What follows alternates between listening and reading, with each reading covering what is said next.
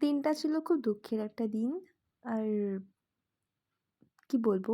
প্রচণ্ড খারাপ লাগছে। তো ভিডিওটা এডিট করতে এটাই ভাবছি যে দিনটা কত তাড়াতাড়ি পার হয়ে গেল। আর এখন তো ভীষণ গরম, ঘরের থেকে তো বারই হওয়া যাচ্ছে না।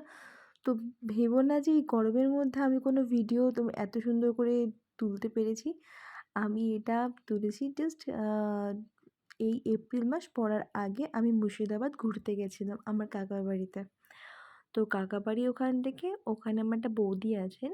তো ওই বৌদির বাপের বাড়িতে আমি গেছিলাম। তো ওখান থেকে একটানা আমি কখনো মাকে ছাড়া মানে একটা দিন কোথাও থাকিনি। আর সেখানে গিয়ে আমাকে টোটাল ৯ টা দিন কাটাতে হয়েছে। যদিও বা বৌদির জন্য আমি কখনো সেটা মিস করিনি। তো এই বৌদি আর এই পুচকুর জন্যই সেটা সম্ভব হয়েছিল।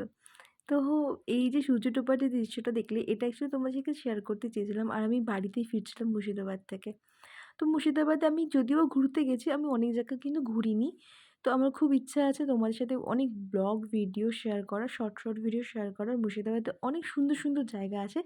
তো তার মধ্যে এই একটা জায়গা ছিল, আমরা যখন বাড়ি ফিরছিলাম মা, বাবা, কাকা, তো এই একটা জাস্ট ছোট্ট একটা গেস্ট হাউস বলতে পারো, বা এখানে ক্যাফে মানে এখানে টোটাল ৬ টা ভাগ আছে। ৬ রকম পার্টি অ্যারেঞ্জমেন্টের জন্য। মানে এখানে তোমরা আসলেই জানতে পারবে। তোমাদেরকে লোকেশনটা শেয়ার করে দেবো। খুব সুন্দর ছিল, খাওয়া-দাওয়াটা খুব সুন্দর ছিল। এখানে সব পরিষেবাটা মেয়েরাই করে, বউরাই করে। তো কোনো ছেলে এখানে মানে পরিষেবা দেয় না।